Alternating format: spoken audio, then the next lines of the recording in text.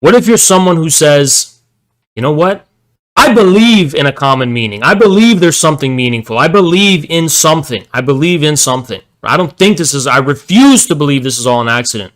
Then you're going to be someone trying to destroy the world. I was talking about my feelings because I was at the gym and I was feeling a lot of things today.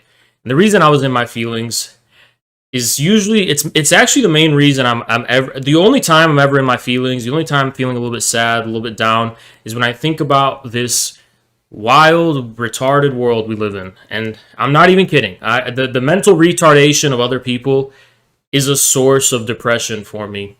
And no one believes me when I say that. But I'm not just saying that. It is actually a source of great sadness in my life. Because Haas is a mystic. I'm a mystical man. And as a mystical man, I see all of humanity as sharing one soul and one body. And there's just one human world. And as above, so below, right? So my heart is not only on my sleeve, it's around the whole fucking world. And when I see so many human beings, like, as so malicious, so fucking genuinely stupid, so unable to comprehend or fathom the beauty. I mean, like, it hurts me. I don't just sit there like Squidward, like, oh, I'm better than you. No, it hurts me. It wounds me. It's like a scar on my heart, right? So stupid people affect me greatly. When my message is not being understood, it actually hurts me. When I'm so misunderstood, it does hurt me. It hurts my feelings, and it hurts my heart. And that's why people always try to find ways, like, Haas, I'm going to try to hurt your feelings somehow. I'm going to try to, oh, Haas, you're balding. Oh, Haas, you're a manlet. You're like, people try to find ways to hurt my feelings. That doesn't hurt my feelings. What hurts my feelings is how fucking stupid you are. Like, your idiocy and the confidence and contentness you have in being such like an ugly, stupid fucking like waste of breath does hurt me. That is what actually hurts my feelings. I have been thinking a lot, and it's actually going to be very poignant for tonight's theme for today's stream. And I kind of want to write fictional books. I don't have time to, but I've always wanted to do that. And I want to write a fictional book or like write a script for a movie where the hero is going to be like some soy detective or some fucking like Interpol agent or some CIA agent, like a James Bond movie. But the villain is actually where I'm going to project the views that I flirt with. And the villain is going to be like this twisted interpretation of Ilyenkov, according to which he has seen all of the fucking horrors and evil of the deep state and like the ruling class, the MK Ultra, the fucking child trafficking. He's seen all of it, and he realized there's no justice, there's no redemption, and even worse, there's no meaning. There's not even any way to distinguish good or bad in this world. The world is somehow fundamentally meaningless, and humanity as a whole has presented itself as a Gordian knot, where the more you try to fix it, the worse it gets. Everything you do fundamentally makes it worse within the realm of the human world. And he realized the most horrific insight of all, the most horrific nihilistic insight of all, which is that it is fundamentally meaningless. This whole thing is fundamentally meaningless. All the suffering, all the pain, all the horror, all the evil, right? It's all meaningless. There's no point in the fabric of this human world where you can find meaning, right? Now, is this what I believe? I don't think so, but I flirt with it, right? It's something I flirt with. I don't know if I believe it, right? But I want to flirt with that idea. So that's kind of it, right? There's nothing in this human world where there's any meaning at all. So he arrives at the conclusion that the only way to restore meaning to reality, right, is to destroy the world. The only way that you can actually have a point where we are all going to be united by a singular meaning, right? We're all going to be united by one underlying reason. And there's going to be one moment that gives all of us meaning, that will actually restore and redeem meaning to the world, will be the involuntarily collective self-sacrifice of humankind through the unleashing of a nuclear Armageddon. Or it could be nuclear Armageddon. Could be like a nuclear power plant thriller where all the nuclear power plants in the fucking world. Or it could be something like a geological disaster that is somehow unleashed with like dams. I don't fucking know. Whichever one is most poetic justice. I haven't thought about it yet. But the villain is pursuing the goal of basically like, and the most cliche, simplistic thing you can think of, I know, but pretty much destroying the world, right? But the villain is not motivated by revenge. They're not motivated by anger. They're not motivated by, like, you know, anything like that. They genuinely and enthusiastically believe that this will be better for everyone. Like, they believe that this is the only way to restore meaning to the world. This is the only way we can make sense of all of the evil. And I really feel like I could do a lot with that. I want to write a movie script or a novel about that. I'm like, is this actually what you believe? No, it's not. It's not, but I believe in the truth in the metaphor, right? I believe for example, like I'm a postmodernist. So like when I say destroy the world, no, people who may have autism or are on the spectrum, I'm not actually talking about literally destroying the world. I am talking about destroying like a specific horizon of meaning that we're instantiated in. I'm talking about the destruction of the human world in the sense of the world of meaning, right? So I'm talking about something at the level of, you know, the unconscious signifiers. I'm talking about something at the level of like our ideology or whatever, our collective consciousness or ideology. I'm not actually talking about the literal destruction of the world. To me, that's a literary device that I want to use to open people to the idea of the destruction of the world in like the Lacanian or Heideggerian sense, right? So no, I don't actually mean like literally destroying the fucking planet, which is not possible, by the way. But I wanna write a fictional story about this because I like this idea a lot. And here's what I want to do. I want the audience to try and prove the villain wrong. I don't really think you can prove the villain wrong. I don't think the audience will be smart enough to. I think I can have an argument against the villain, but it's a really difficult. You have to like really think about it to understand why he's wrong. But at face value, I think the villain is right. The world needs to be destroyed. What if reality is anti-human? If reality is anti-human, then unleashing an actual apocalypse would be the most human thing you could do. It would be the most human act. This is kind of what Ilyenkov is trying to say. Like, the thinking consciousness culminates in the act of self-sacrificial, cosmic self-sacrificial heroism. And that is the only way we prove our humanity to the cosmos. By destroying ourselves to offset the process of entropy. Is that the same argument as No, it's not. It's not. It's not. It's more like a commitment. I don't know. If you don't make your villain a Calvinist, I don't know if a Calvinist, but some kind of like dark, not a Protestant, but I could make the villain one of those kind of like Christian mystics from the early modernity, alongside the Protestant Reformation, like, or drawing inspiration from like some occult Christian mystical tradition. That could actually work. Actually, it could work pretty well. The villain is mistaking the wealth of content in life for meaninglessness. I find that deeply corrupt because, as a monotheist, I want to break this down to you guys, right? I want to break this down to you guys. This is what I consider the fundamental problem with life in the modern age, in modernity. And I'm especially disposed to this view, and I'm going to admit or disclose my bias here. Where's my fucking bottle of water?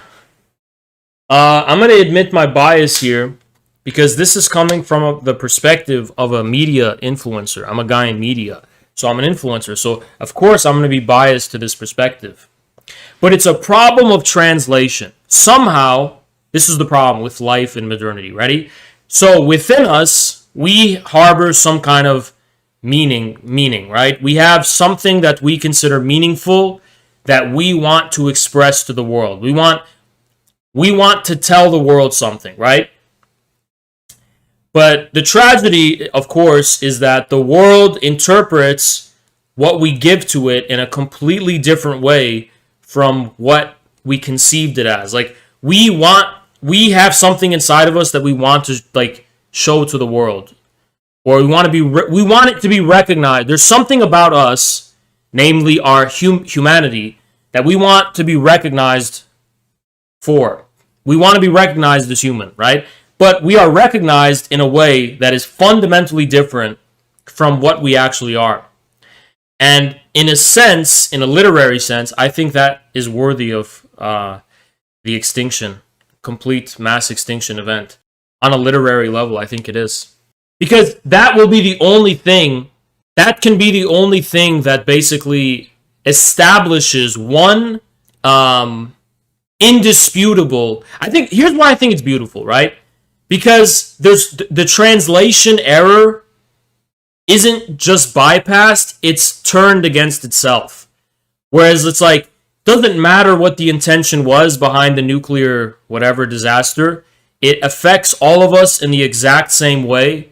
So the input-output problem is gone. Input becomes output, output becomes input, and we are all basically victim to it. And there's something fundamentally beautiful about that, in my view. It doesn't matter what the motivations are, right?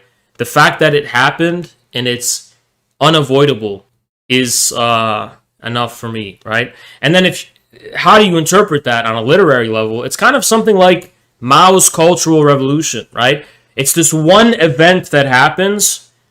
Doesn't matter what the intention behind it was. It's affecting all of Chinese society in the same way, right? That's how all of these events are in reality. But I think there's merit in representing that as like a nuclear destruction of the world or some kind of destruction of the world based to help people understand. Thank you, Saber. Jason Unruh. Bring it. Destroy the world to survive. No, there will be no survivors. You have to begin with the premise there will be no survivors at all. Does the villain have insomnia? No. No. I just I don't know. I would never have time to write this book. But I want a movie about this, right? Actually, one of the movies that are kind of up the alley here is the Nolan Batman series. So the first one with Ra's al Ghul, what he wanted to do to Gotham. And then the third one, the way in which Bane's kind of like revolution in Gotham was, there was this undercurrent there of actually the whole time they just literally wanted to destroy Gotham. That was so fucking based. That is what made Bane fucking based. That's what makes Bane a fucking hero. And that actually is, maybe I don't need to do this. Maybe Raj Al Ghul is already the character I'm looking for, actually. Because Ra's al Ghul believes Gotham is so fundamentally corrupt that it's a Gordian knot. The more that you try to like untangle it, the worse it fucking gets. You gotta fucking cut the Gordian knot. You gotta destroy the corruption outright. And I think there is something fundamentally true about that. I agree with Ra's al Ghul 100% about Gotham. And I think Batman is just coping. Batman is just running around in his fucking underwear, beating up homeless people, making the knot worse, actually, right? And so actually, yeah, maybe I'm just plagiarizing DC Comics, actually. He used the segment of your Bane clip, and he agrees about the Bane idea, yeah. Of course he does. Not a lot of people know this, but Padsock Moments secretly works for Infrared. That guy is actually he does what we want. Like, for example, I mean, actually, I'm not going to show you the examples, but, you know, Padsock Moments, everything he tweets is because we wanted it to happen. So he works for us. That guy works for us, 100%. It's not the same thing as destroying the whole world. I think it is. It is, because Gotham is the world of that fictional universe. It is the world. As far as that setting is concerned, that is what the world is. Gotham is a stand-in for like the human condition or whatever, right? So yeah. And also, Ra's al Ghul does want to do that to the whole world. He wants to turn the whole world into he wants to do a year zero to the whole fucking world. So that is part of the character. Year zero on a planetary level is actually what it's about for Ra's al Ghul. But you know what else brings me sadness? This is an example of the problem of translation. It's right here on stream. I'm telling you guys this, and people just don't understand it. They're like, "No, Haas, that's horrible. But you don't get it. You don't understand it." And you know that kind of just makes me sad on a fundamental level. You don't get it. You don't understand. I think, let me give you guys a secret, deep, occult, nihilistic idea, right? What if the problem of translation is just social reality itself? How are we connected as human beings? We're not. When I'm using language to communicate with you, I'm communicating. No, I'm not. No, I'm not. I'm just some hairy biological being, physically separated from you, saying things because I have been conditioned that if I say things to this weird internet wall of chat, that I will be able to buy food for myself and shelter myself. Like, what if I'm just an animal who's doing this for money? Like, oh, hey, chat. Blah, blah, blah, blah, blah, blah, blah, blah. Give me money. Blah, blah, blah. You know what I mean? What if, but now think of that. What if that's everything? What if that's every fucking human interaction you have?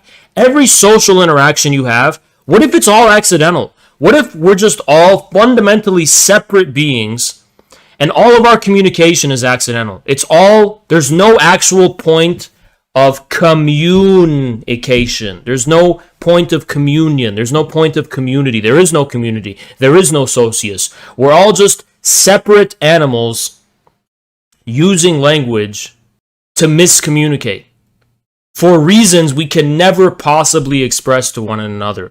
Like, my reason for communicating will never be known to you. Base. Thank you, Eli. Appreciate you. Here you go. See, look. This is an example. Eli is a great example, all right? No, in all seriousness.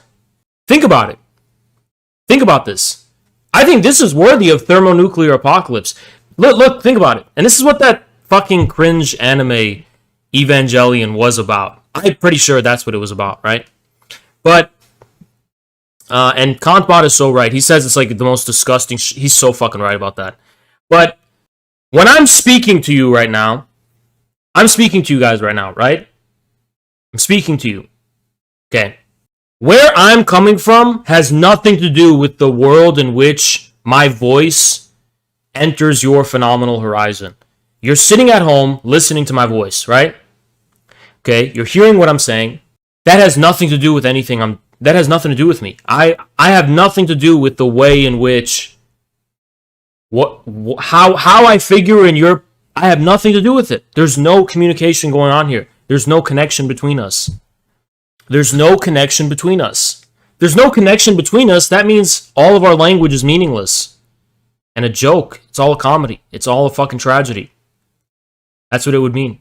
So, what if you're someone who doesn't want to go down with that dark night?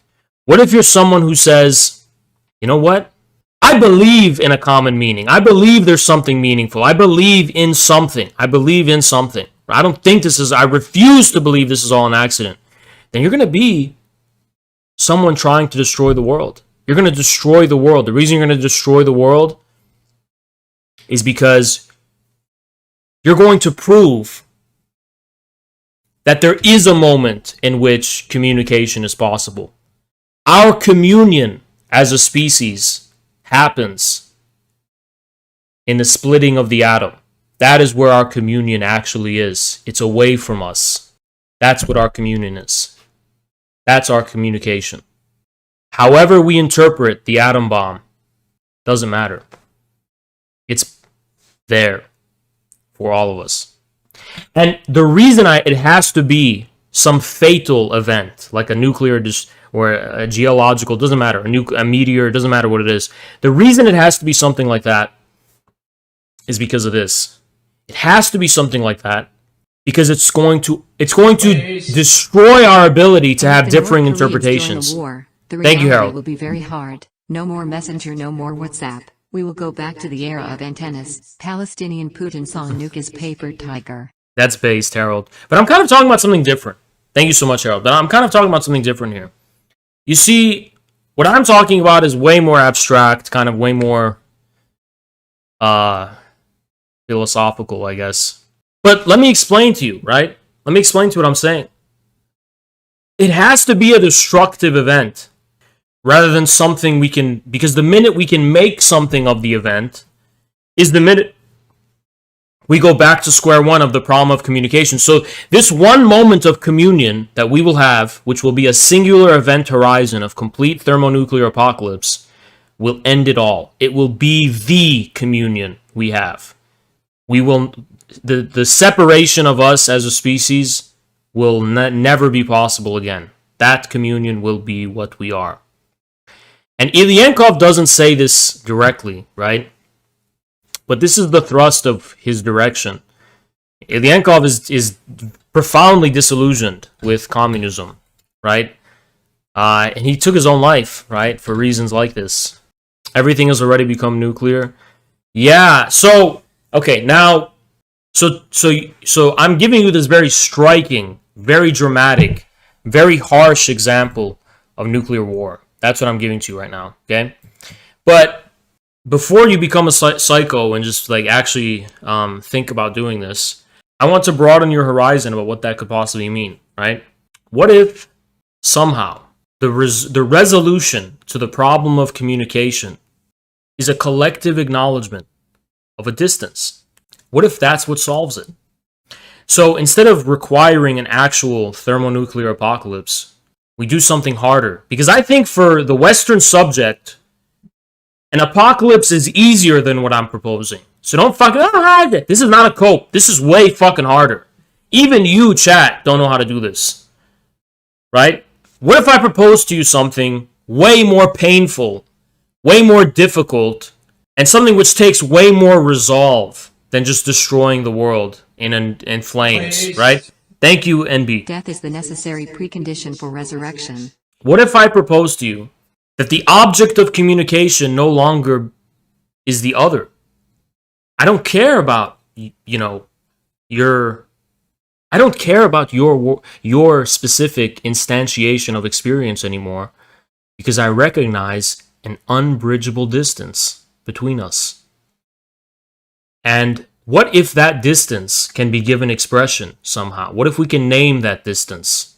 This is the nightmare of a voyeur. The voyeur wants to close that distance as much as possible. The voyeur wants to get into Haas's head. And, look at all these people on Twitter. They want to speculate everything about Haas. How is Haas feeling? What is Haas's sex life? Why is Haas rocking on his chair? Why is Haas this? Why? Because they want to force me to be integrated into their world in vain. They live in a world where they think there's communication. There is no communication. Their world is false. It's all miscommunication. There's no communication going on in there whatsoever. What if an actual civilization can be built based on distance?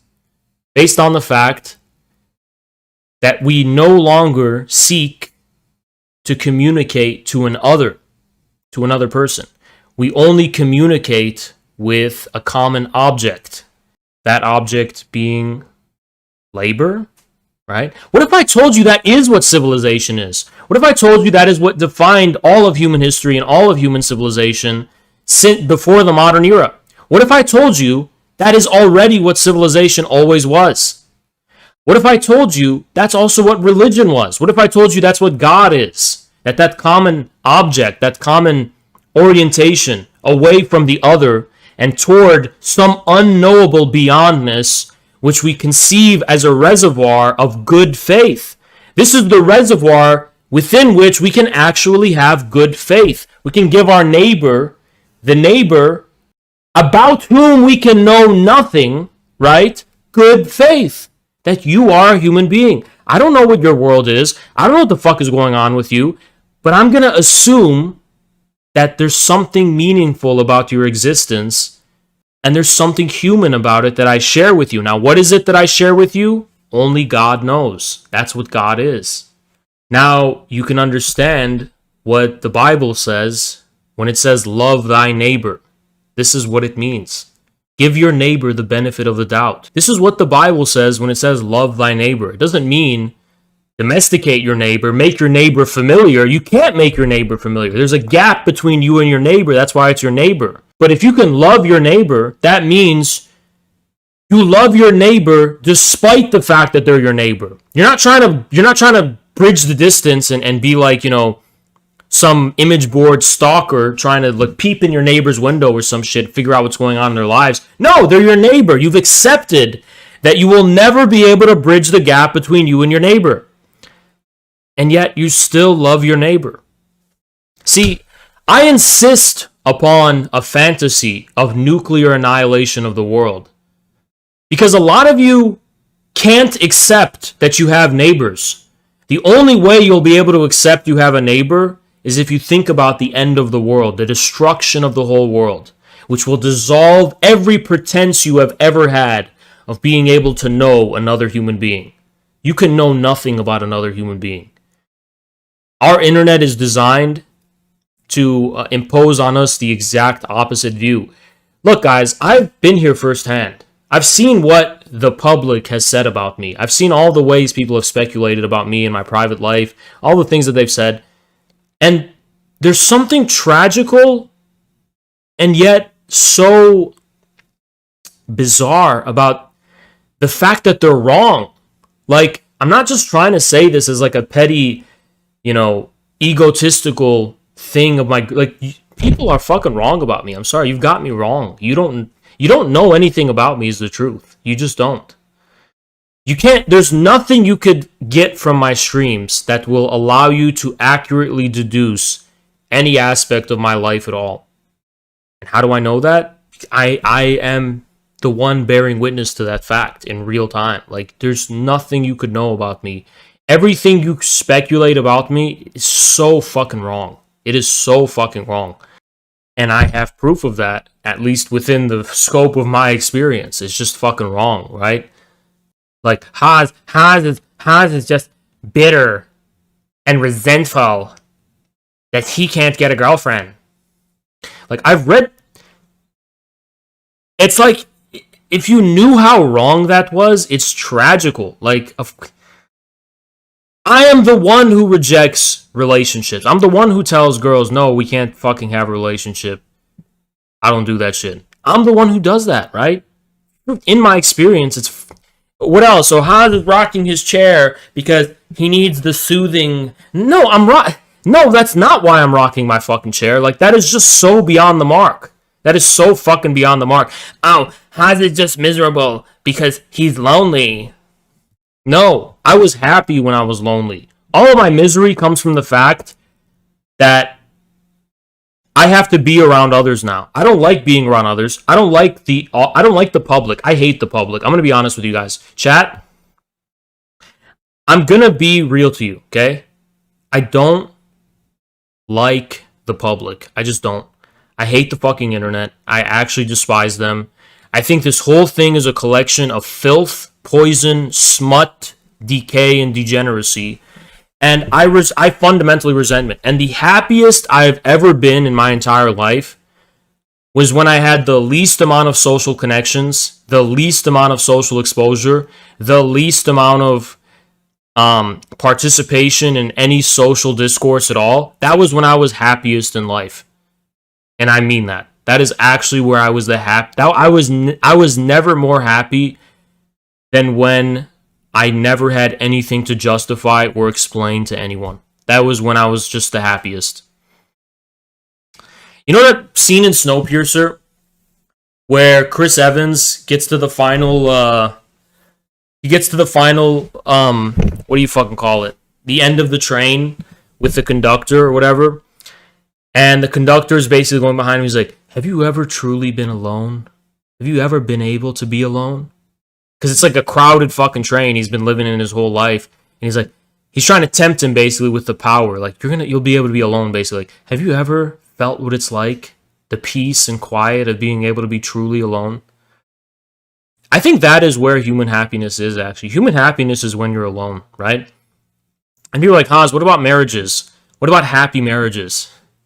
Oh boy, okay. So, a happy marriage is when a husband and wife have mastered the art of leaving each other the fuck alone and allowing each other to be alone.